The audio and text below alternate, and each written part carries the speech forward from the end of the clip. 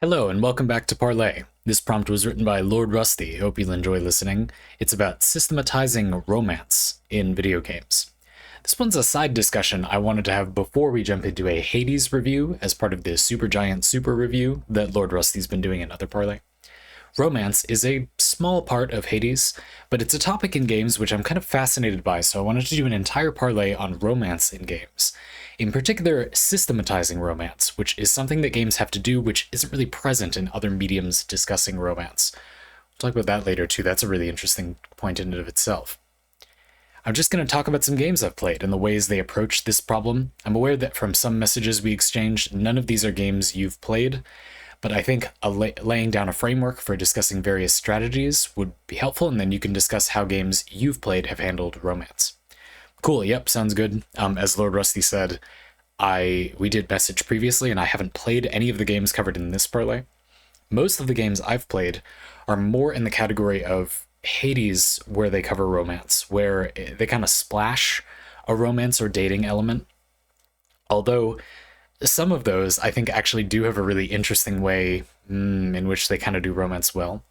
I want to talk briefly before we start about that point about just that games need to do this thing about systematizing romance. I guess they don't exactly, but it's a problem unique to games. The idea is that to depict romance in a video game, something you inherently play, you usually, most forms of letting the player play a romance, need to let the player do the romance, you know? You have to let the player do things which equal romance, somehow. And the problem is that it doesn't exist. You know what I mean? Like, for it to be really romantic, like an actual connection between two people, it's just not that transactional. And so it's very difficult for it to be that there is something you would do which isn't random, you know, which the player can know that if I do that thing, then it's romantic. That, you know, equals a romantic interlude, you know. There's a very funny series of videos from the narrator for Baldur's Gate 3, the person who did the voice of the narrator in Baldur's Gate 3. They're not really I mean, they have some character to them, but it's not a, you know, person you meet in the game. But this voice actress did a bunch of outtakes of her, I guess, in the recording booth, because there's a ton of narrator voice lines. I mean, she must have spent an unholy amount of time recording those. So there's some funny videos of her doing outtakes, and one of them is something like, "You've reached a campground rest point at the end of the day. Press 1 to have a romantic interlude with Shadowheart. Press 2 to have a romantic interlude with Will. Press 3 for more options. Boo boo beep." You know, that kind of thing. Which I actually think Baldur's Gate does a pretty good job with the romances. But the way it does it is that it responds to that thing about how do we kind of systematize romance without making it transactional. For example, there's a point early in the game where Shadowheart, a pretty standoffish character at first, quite guarded, mentions that there's a flower she used to really like. And she's having problems with her memory. And so she doesn't really know why exactly, and you do find out much later in the game. But avoiding spoilers at all. There's a part in Act 2 where you can find those flowers. And if you find one and give it to her, she likes you more. I don't think that this is transactional in the traditional way. You might think, well, you just give them a bunch of gifts or love bomb them. We're going to get to that later in this parlay. And then they like you. But I personally think that it's a better way to depict romance, because the point of that interaction is that you express that you were listening to Shadowheart and you're interested in her. You care about the things that happen to her. She doesn't even know what's going on with her, but you want to know. You care to find out. I think that's a good thing. Many of the relationships proper in Baldur's Gate 3 additionally actually don't exactly kind of lock it in. Like, those things stay a little vague. And the kind of build-up is more about expressing interest in the character and spending more time with them.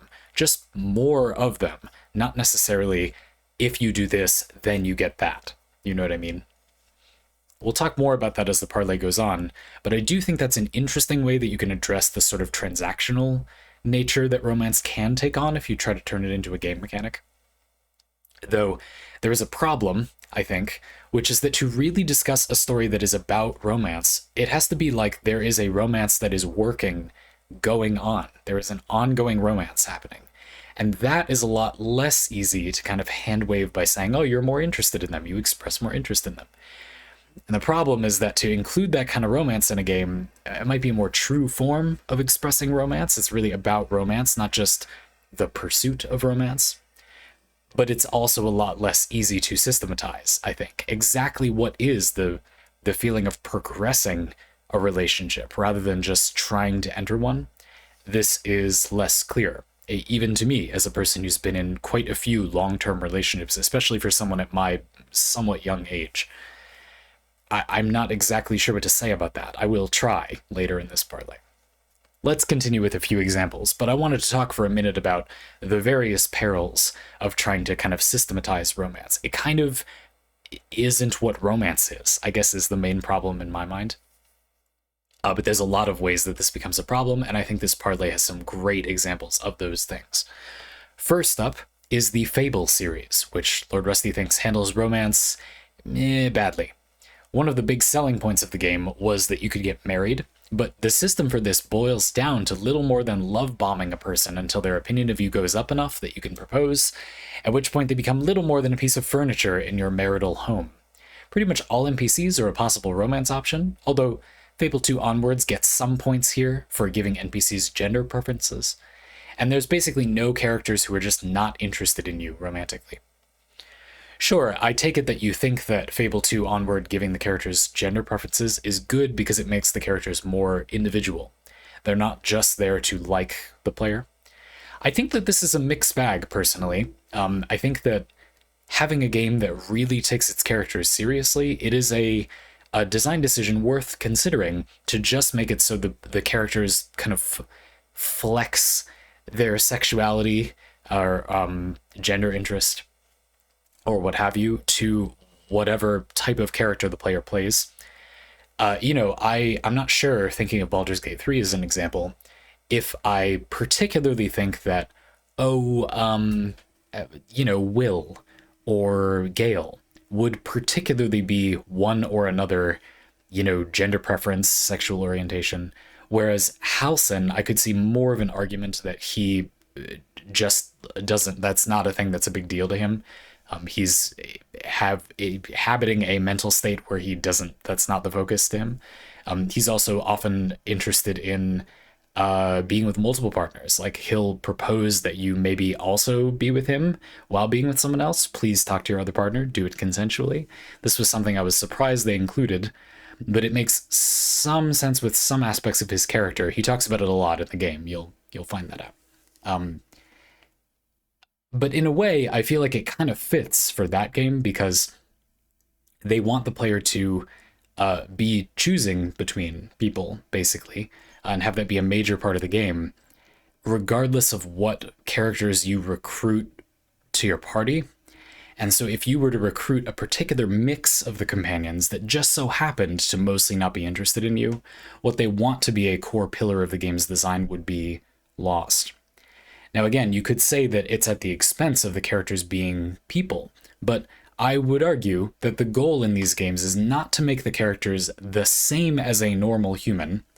It's to make them feel like a romantic individual with agency and preferences. I don't think that has to be gender preferences. I think in some games it might be a good way to depict, this is what the character cares about. And in Fable, in these games, as you're describing them, it sounds like you can pick from such a wide range of characters, no matter how you choose to play the game, that it seems suitable to let the characters have that common preference that characters might have, right? But to me, including every single preference that a normal living human would have doesn't necessarily make the experience better or worse. It's just a tool you can use to make the characters feel like they have realistic preferences. They can't perfectly have realistic preferences if they're, a normal coded character in a game. So I personally think it's a balancing act. But I agree that in this situation, it sounds like that would be good for Fable 2 and onward.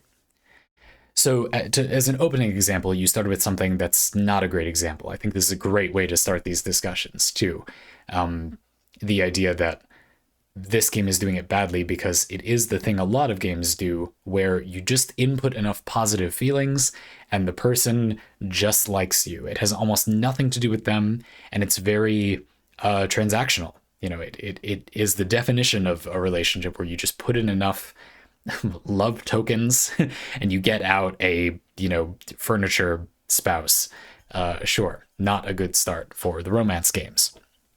A bigger example, the Mass Effect series, and to a certain extent all BioWare games, do a lot better, in your opinion. Each game will have a selection of characters who are possible romance options, with the bulk of characters not interested in you romantically, and the selection varies depending on the gender of your own character.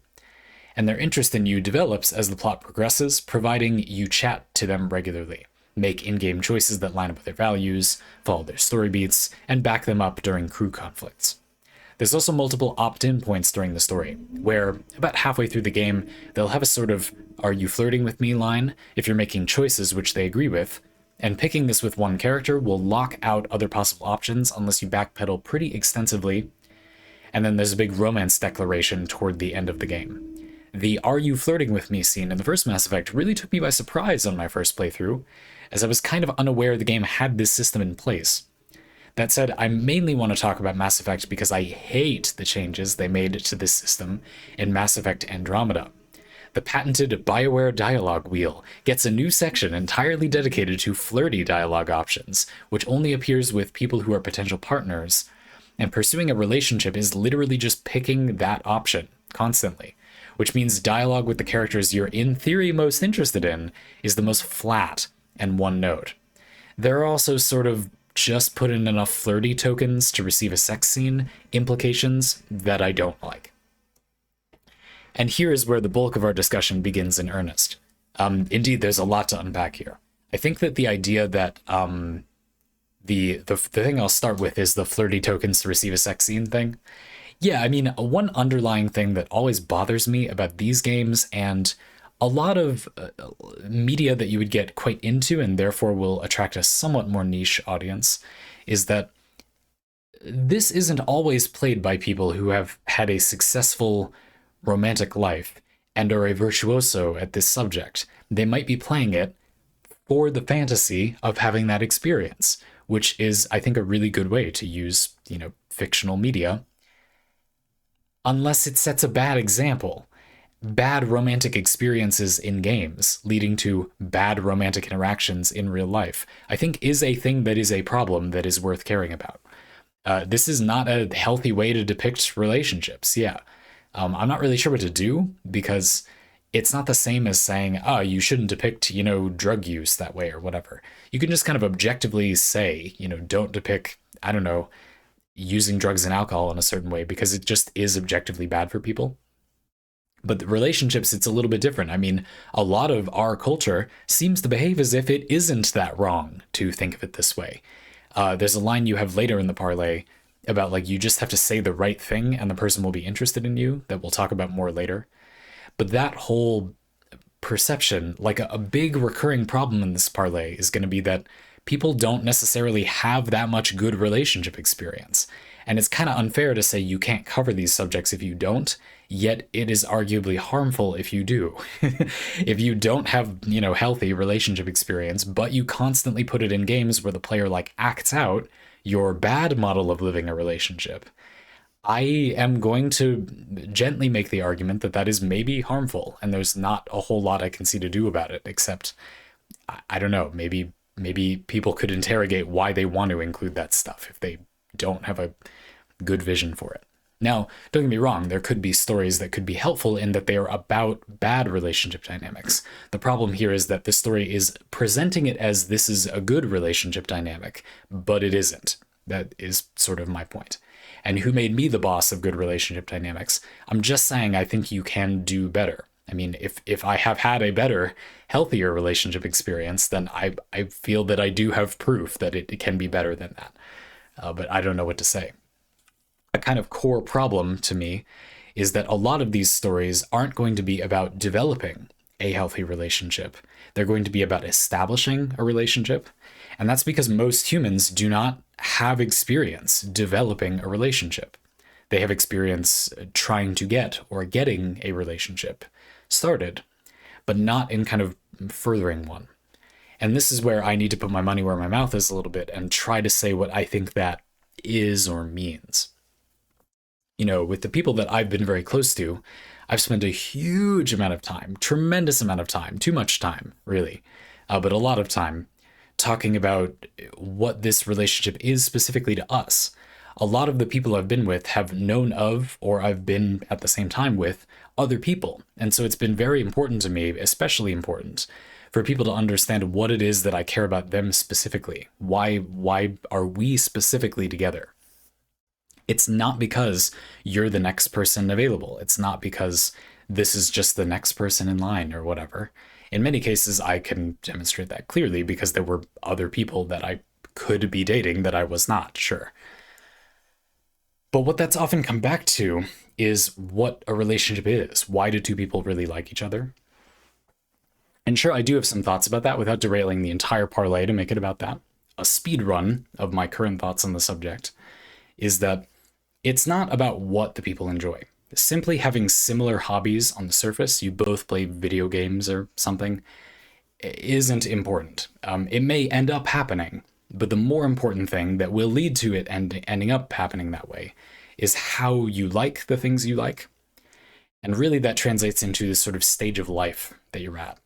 Are you at a point in your life where you're establishing your preferences, solidifying your career, deciding what direction to go in life? Are you at a point in life where you're kind of coasting with those things and looking for something else, deciding how to occupy your time, looking for a new hobby, wanting to share a hobby with someone else, things like that?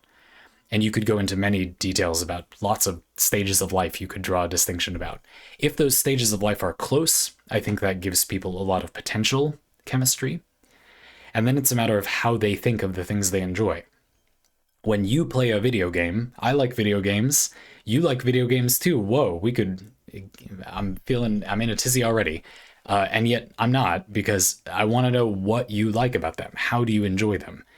When you play a game, are you thinking about what you liked about it, or just if it is a game you would want to enjoy? A lot of people think of games as kind of aesthetic. It's like a decoration in your house. These are the games I like, and therefore that's kind of a color palette for my personality. Not so. For me, I do not think this is a healthy thing, to be pretty harsh. I'm looking for people that want to talk about the game, to deconstruct the game, to say, I liked it, but here's some bad things. I think there's some bad things, but I liked it. Or I disliked it, but look at all this good design, etc. And not everybody wants to do that. And I would argue that it's not because some people just prefer not to. It's because some people just aren't at a stage of life where they want to deconstruct the things they enjoy. And that's okay. But that is what I want to do. If we're in that similar place together, then I think what remains is that it becomes about the history the people have had. Not because we're just being sentimental, but because the particular way that two people become people in each other's lives, I think matters a lot. This is something I was really down on for a while. Like, I kind of didn't want that to be the reason that I liked people. But as I've looked at it, I think it is. I think that it ultimately has to do with where you came from with the person, or the journey you took with the person. A good amount of people that I've been close to or been in a relationship with for a long time, I maybe was with once and then spent some time apart from and then connected with again after we had both done some progressing. Or only one half. I was with them, we took a gap, we're still close, but not in the same way. Or we knew each other, took a gap, reconnected, and now we're close. And that was always very rewarding. It gave context to where we are now. We were able to see what had changed about the person and understood new things about them because we had the context of how we were close before. In other words, even if somebody had been pretty much the same logistically or whatever as these people right now, I wouldn't understand or see it the same way because we didn't go through the same things on the way to that point. It is about who they are, but you can uniquely understand that based on how you got to the point you are with the person. And I think that a lot of having people who are close to you in your life in general is just about them understanding what you went through. The problem for me is that this often becomes, because we went through something difficult together, therefore we just automatically like each other. I think it's a big red flag when people go through like a significant experience together and thus they just feel connected. because it probably doesn't hint at any underlying chemistry. They may not be a good fit for any reason other than momentum or the inertia of the moment that they were in. And I think people have a tendency to not want to look. They don't want to pry open the rock and destroy the beautiful thing they have, when really that is doing due diligence to check that the beautiful thing you have is built on solid foundations. But people tend to not do that. These previous experiences I've had with these people I'm referring to are nothing special. It's just like I lived my life around them for some time. That's it. And so you can see how it's very difficult for a game to portray these feelings. For one thing, if people are just busy, not really their fault, it's very difficult to progress a relationship, to start a relationship, have that be sort of a form of logistical stability in someone's life. You live together, you split the bills, whatever. But then, I mean, you're busy. And so it's not like it's people's fault, really, if they haven't progressed a relationship much in their life, but I think it's true that a lot of people haven't. They have been in a relationship for decades, but during that time they have not had the choice to progress it much and or actively avoided doing the things that would like dig up the truth of the relationship. Understandably, yes. Is that really relationship experience? No, in my harsh opinion. And neither can I possibly have that much because I'm just not that old. But I've certainly been trying the whole time. I want to see the bugs under the rock. The point I'm trying to make is that it's very unlikely that a lot of the relationships depicted in these games are going to be about the progress of a relationship, because I think a lot of people don't have experience with that, really. And furthermore, because a lot of developers and people in general might not have experience with that, even people who do will probably understand that many people won't be able to relate to it. There aren't very many stories about life past high school or college in a lot of media, and I think the reason is that for many people, most of the events happened then, and then things got a bit scary with a lot of not free time. Or it could just be, you know, I'm worried about progressing the relationship more because I might not like what I find. Understandable if that were to disrupt your entire living situation. It's still not good, in my opinion, but it's just not really people's fault if that's a scary thing to do. So it's interesting to see how games tackle that type of subject. I like the idea that the games that are depicting romance as like you're going through an event together are still communicative. You know, in the Mass Effect example you gave, Lordrusty, the characters have a point at which they kind of check in, they check what's going on. It's gradual. It takes some work. You don't get to, you know, what some misguided people might see as the payoff, the sex scene, if you will, or it could be an emotional sex scene is what is coming out of my mind. But you know what I'm trying to say, but it's usually a sex scene. And I think for a lot of people, they're thinking that's kind of the moment when I know the relationship is real or whatever. And I think it's great when games really not withhold that, but like there's a lot of time leading up to that thing. Characters intellectually probe about whether you are interested in them. Did these things you say mean you were interested? There's some characters, Baldur's Gate 3 comes to mind again, that are guarded, you know, that think, well, we're getting kind of close, but is that good? That before we even have the relationship are peeking under the rock and saying, well, I don't know. I mean, there's all this baggage.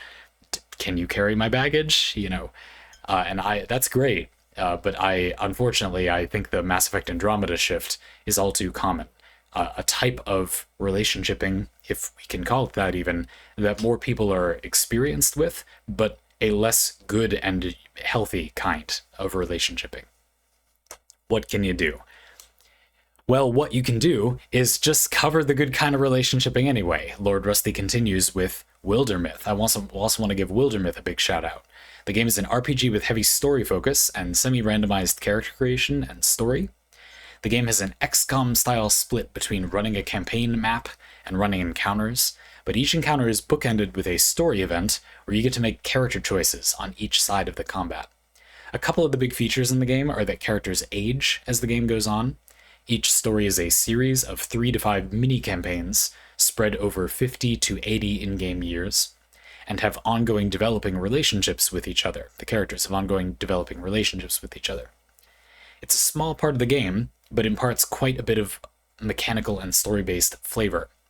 There are 3 types of relationships featured in the game: romances, friendships, and rivalries, with each character pairing in your initial party of 3, having one of these relationship types, and developing that relationship over time.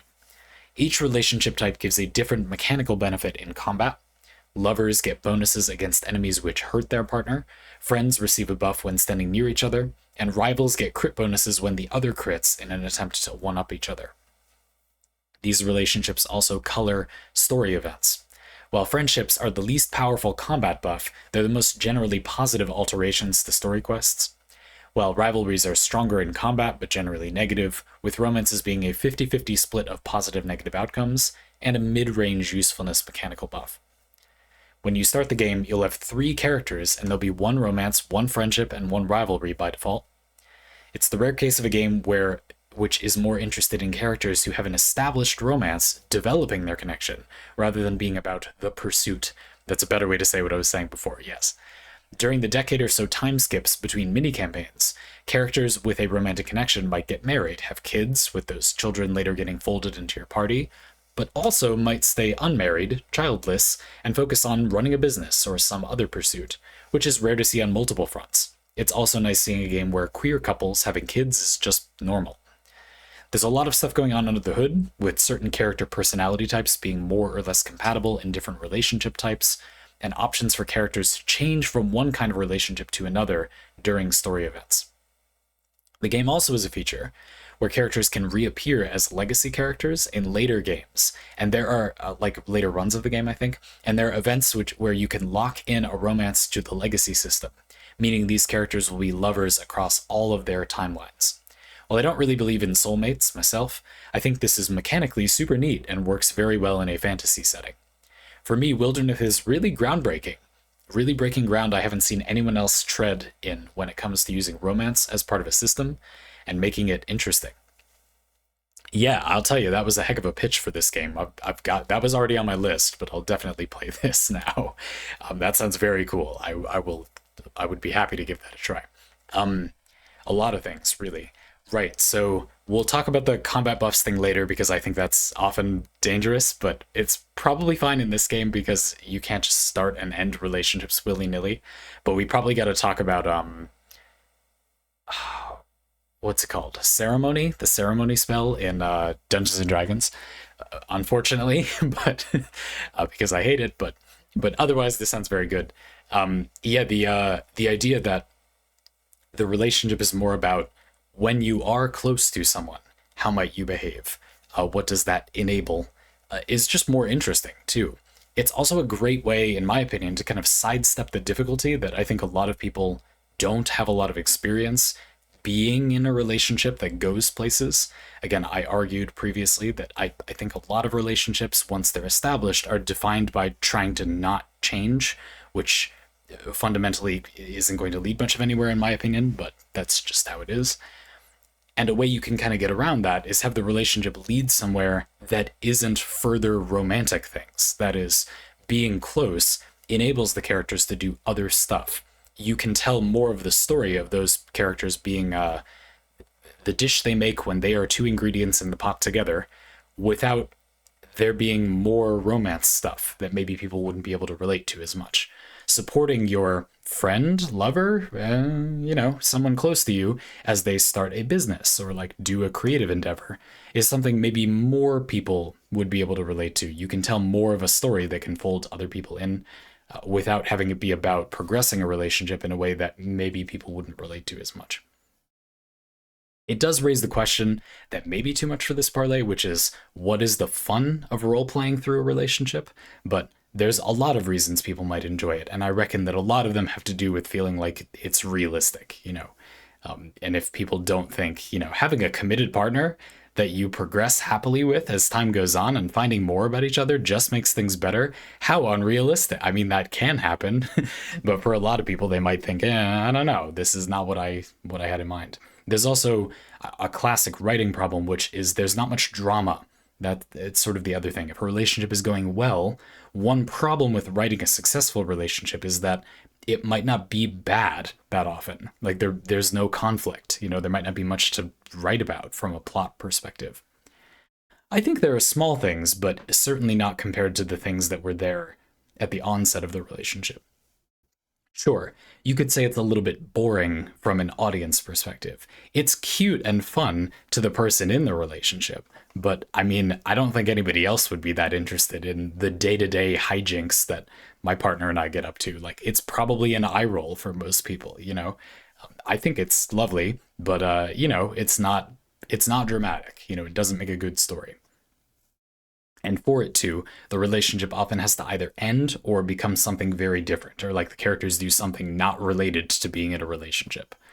I, could see it going other ways, but if you think about it, many romance stories you've consumed, most of the drama happens as the relationship is established, and then the story rather quickly wraps up once the relationship has happened. And I think that's simply because it's hard to write more once the relationship has started. The idea of things being generational in the game, you can see the effects of the relationship on the campaign overall without it being about that relationship. Their child or a business they started affects the adventure. Great idea. That's awesome. A way to make it feel like the relationship is still ongoing while simply fading the focus from that specific couple because the main thrust of dramatic intrigue has faded away a little bit. Stuff like that. Great idea. That's awesome.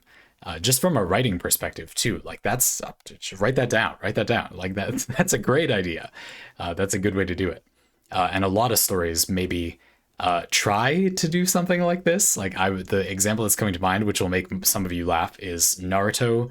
At the end of the Naruto anime, characters get married and have kids, and there is another anime called Boruto. If you haven't heard of this before, yes, that's real, but I'm sure plenty of you have, which is about like their kids squatting up and doing a thing. Now, there are some nice callbacks to the previous series. There was a tension in Naruto that was about how Naruto's innate abilities and situation, for lack of spoilers, clashed with Sasuke, his kind of rival slash boyfriend. I will never give up the ship of Naruto and Sasuke. Sasuke's powerful ability that comes from his clan sort of clashed. Sasuke was sort of naturally gifted and naturally had a very powerful ability, just innately, where Naruto felt like he had baggage and was also a problem child to boot. And this gets kind of mixed up when they have kids. After all, that means they, mix bloodlines, which is where some of your techniques come from in the Naruto world. And that means that the kids' kind of baggage is sort of a combination of the baggage of the characters that married, a sort of remix of the baggage situation. We get Sasuke's child, who, while avoiding spoilers, is kind of a goody two shoes in a way Sasuke never was, but still has the eye ability and just uses it to gather a ton of data and to be like a bookworm instead.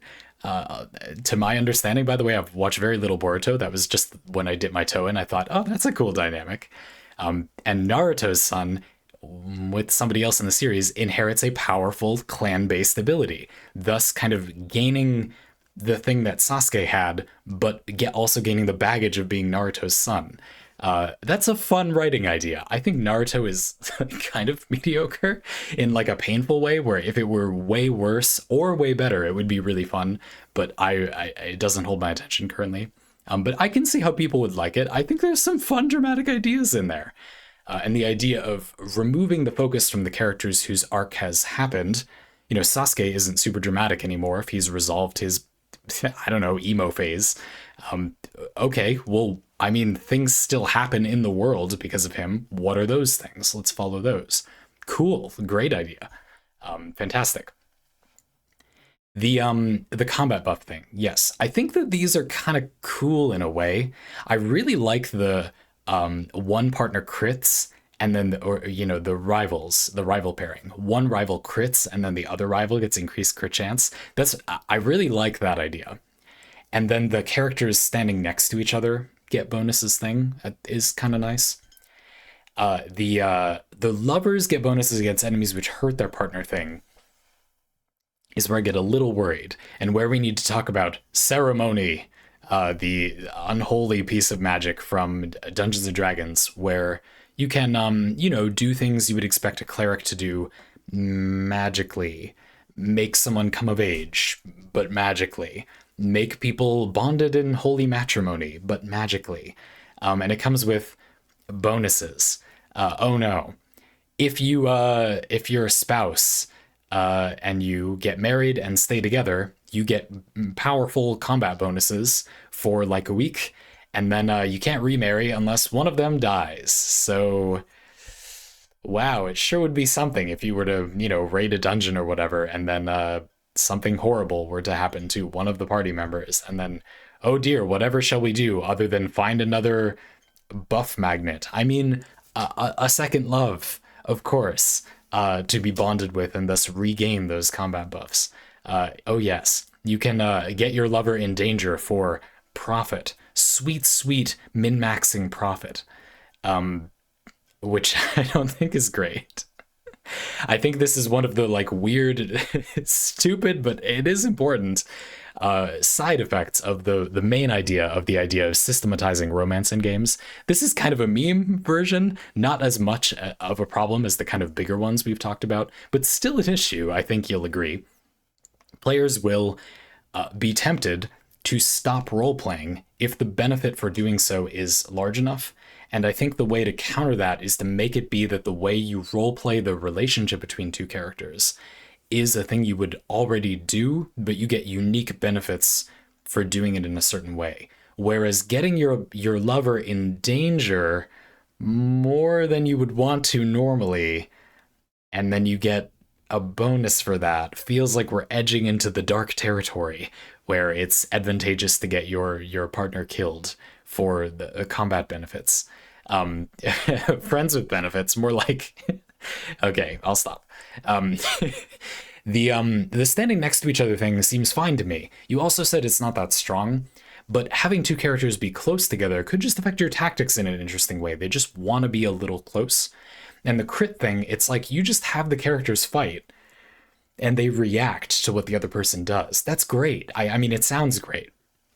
Not having played the game exactly, it might be like really bad somehow I haven't thought of. But from a general design perspective, I think that's the guiding principle. You got to be careful about anything where the player can do something they probably wouldn't do from a role-playing perspective, do the exact opposite of what they'd want to do with their, person that they love, and then get a significant benefit in another way in the game. Another reason that I think this can be an issue, but mostly in multiplayer games, is that players will often be put in a position where there are other players at the table, let's say in a role-playing game, in D&D, where you're casting ceremony. There might be some players that care more about role-playing, other players who care more about the mathcraft, and ruining the role-playing impact of getting married with ceremony by another player getting married with ceremony but using it as a combat buff, I would argue also kind of damages the experience of the player trying to use it as a serious role-playing prompt. But what can you do? And at least if this game is a single player experience, mostly, I guess it's more fine for you to, if you want to do it that way, you can, it's okay. You're not hurting anyone outside of the game. So yeah, overall, I think it sounds very cool. But I do think all these examples highlight the underlying difficulty of systematizing romance, which is that romance is already treated as kind of reductive in our society, and needing to give it mechanic prompts makes it potentially even more reductive. That's kind of the last thing it needs. It's hard to add that nuance. Now, of course, there is kind of another route you can go, which is to not let the player control the romance. There are also, Lordrusty continues, dating sims or graphic novels, which are typically like decision tree based. I think this works really well as a game system, but does kind of reinforce the cultural idea that if I just say the right thing, anyone will fancy me mindset that certain people already have, and maybe that's not great.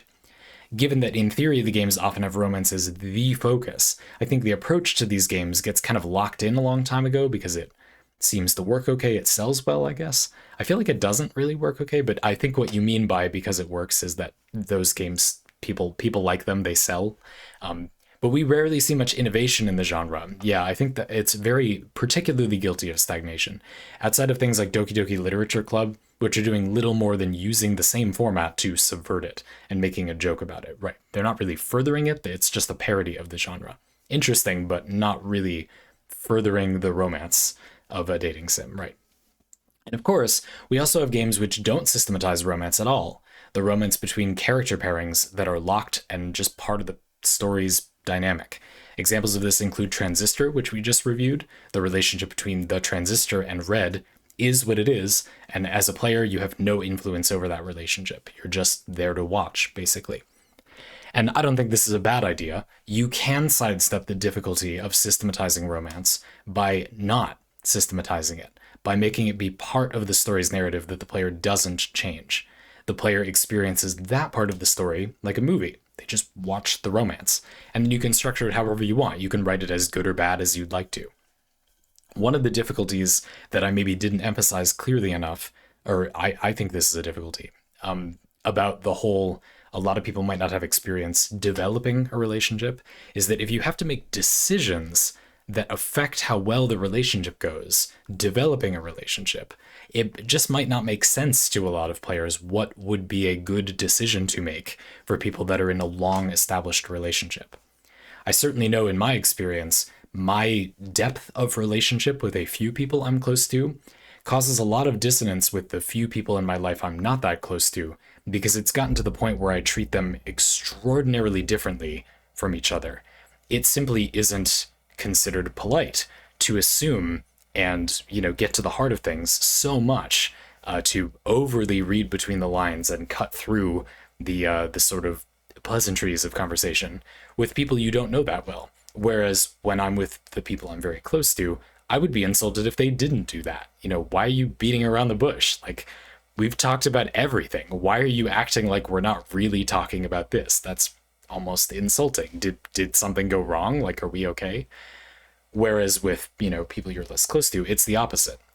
I wouldn't assume that you would suddenly open up about all these things. It's cool if you do, but I wouldn't go in saying, hey, like, let's interrogate the entire basis of your motivations for living right now. Like, yeah, maybe people that you're not there with yet won't appreciate that. And so behavior that would be nonsensical for certain people will suddenly make sense for other people.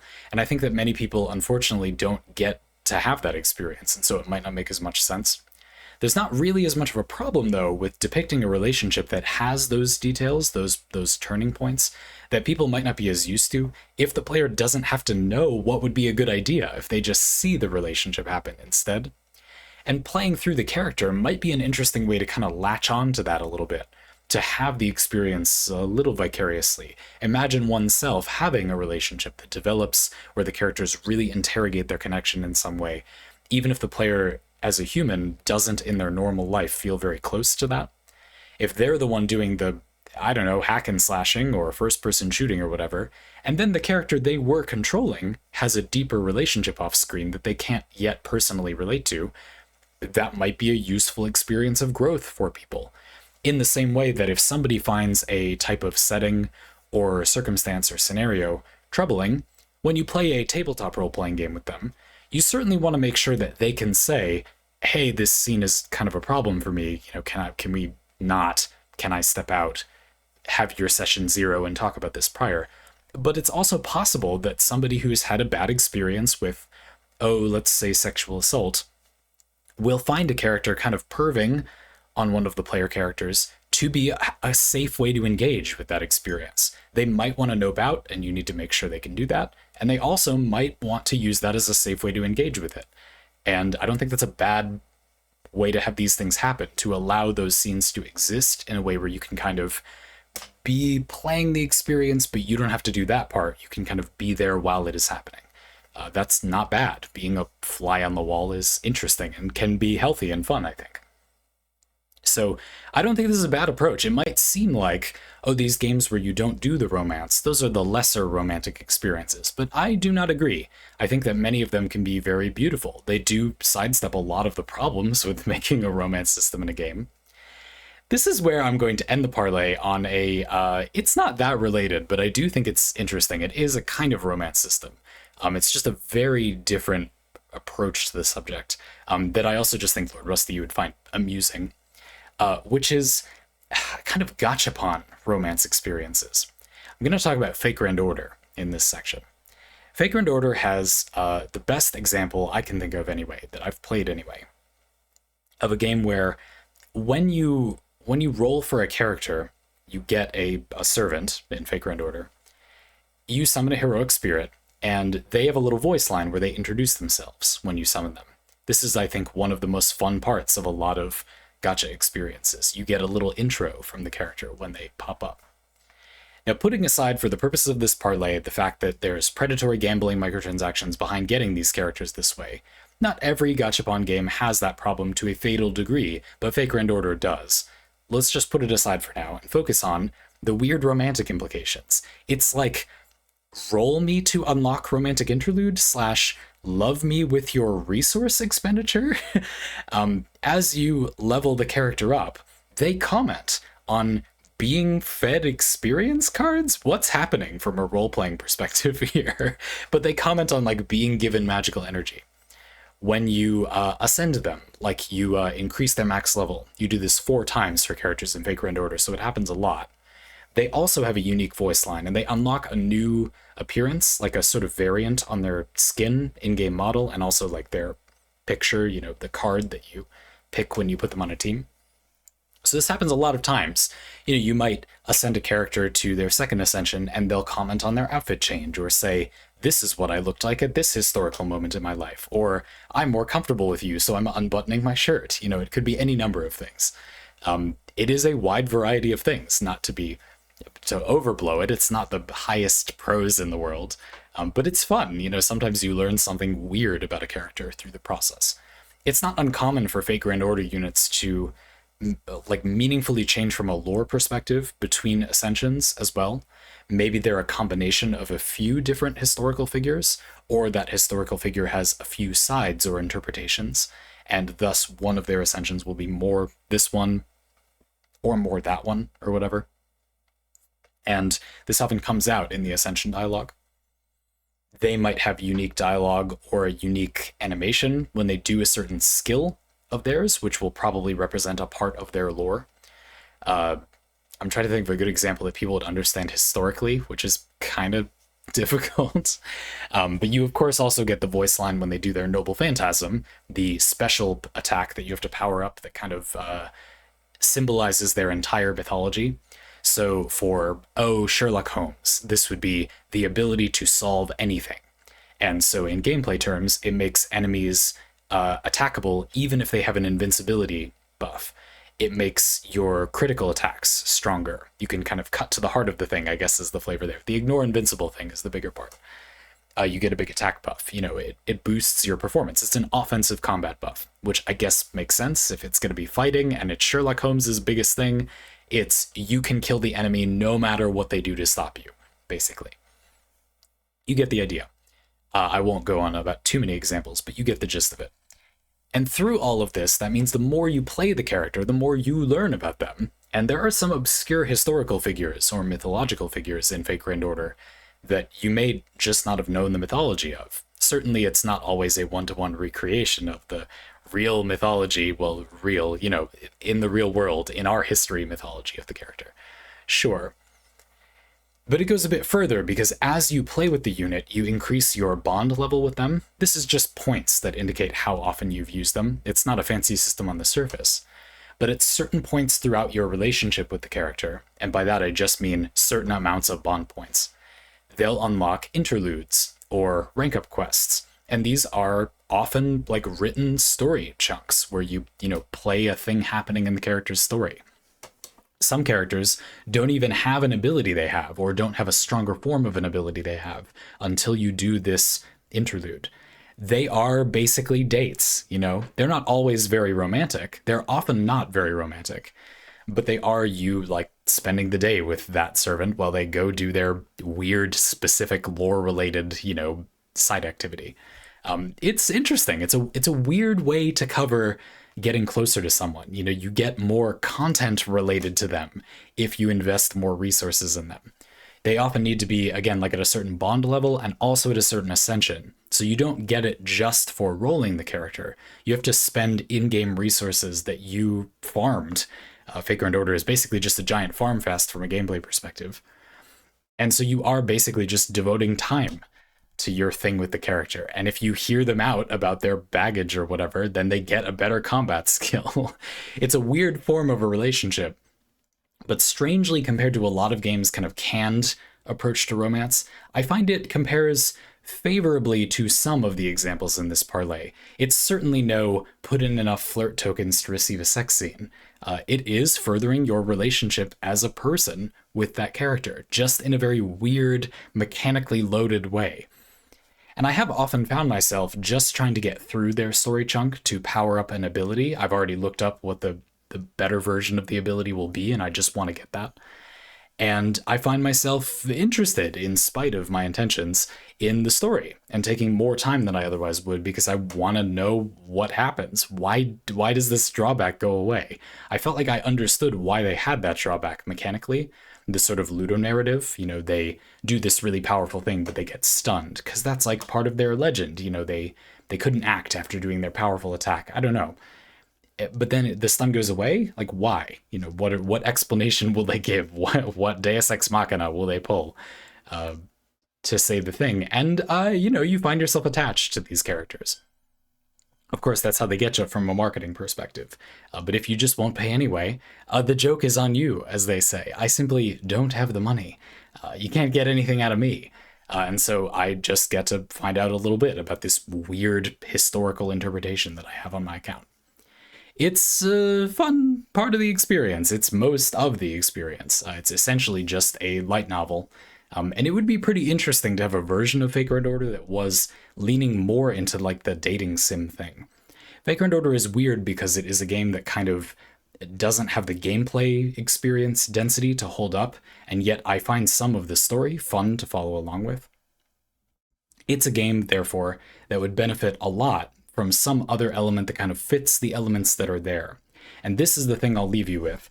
Something that often bothers me about romance in games is that it feels like it doesn't fulfill a clear role in the game. It's just like something you could do with these elements, but the game doesn't particularly need it. You know, Baldur's Gate 3, I guess, comes to mind, where I like the romantic aspects of the game, but they're kind of neither here nor there as part of the design. It's like, why in particular does that fit this design that well? It really doesn't. It's just something you would maybe want to do if you did a role-playing game, you know? And I do think it's true that a lot of people playing a tabletop role-playing game maybe want to experience a romantic interlude, but it's harder to do with people you actually know. And one of the things I love about Baldur's Gate 3 is that it uses its mere existence to give you the experience of things you can do with basically Dungeons & Dragons 5th edition, but which I think a lot of players have not done. Vertical combat, lots of different builds that you change really often, managing more complicated builds, items, tons of magic items with specific effects, and romance. Lots of things that people do with Dungeons & Dragons 5th edition, but which for one reason or another, it's a lot harder to do if it's a tabletop version, and making it a computer game makes it easier or more likely to happen. Maybe you could say it that way, right? So I guess it makes sense in that way. But Faker and Order is an example for me of a game that is kind of looking for more of a primary gameplay loop, and this would be it. You could add, or just finish, basically, flesh out much more the kind of dating sim aspect of the game that is nearly already there, but just isn't really currently a big focus of the experience. Again, very few of the interludes, I think they're literally called interludes, are literally dates. They're just date-like. You know, you do something fun together, or dangerous, but it's important to their backstory. You know, you support their backstory. So that would be kind of cool to see more often. Again, in Wildermyth, you can see how I can imagine playing that game, that it would feel connected. It feels like, well, you know, this is the story of these people, and combat is used as a storytelling tool to see the rivalry, for example. Characters are rivals, and combat, fighting, is a good way to visually see that they are rivals. Like that seems like decent synergy, a good reason to have a strong relationship between two characters and to focus on those two characters' relationship in a game that is about like fighting people, basically. Not having sex all the time, not being flirty all the time. It's not, Seductress 9000 where you only flirt with people. It's a game, about adventuring and combat and stuff. And so what role does the human relationship element fill? And there are some answers to that. But personally, I think something that would step up a lot of romance in a lot of games is just for the game to engage with, why is there romance in this game? Not every game has to have this. Now, from a marketing perspective, I can't help but mention that it's probably extraordinarily popular. People really want romance elements in their games, probably. But that's not a good game design reason. Just food for thought. This was a lot of fun. Man, I've had a lot to say about a few Parley recently. Thank you very much for this one. It was a lot of fun. I'll definitely give Wildermyth a try again. It was already on my list. Usually what happens is I have almost everything all of you have mentioned, or what you're mentioning you put on the list in the first place. I have almost all of it down already, and it's just a matter of choosing which one to put to the top first. And so this will get bumped up. Looking forward to the next one. Folks, if you want a Parley like this, you can do that by clicking the link in the description. It'll tell you how to get one. Looking forward to it. Looking forward to the next one.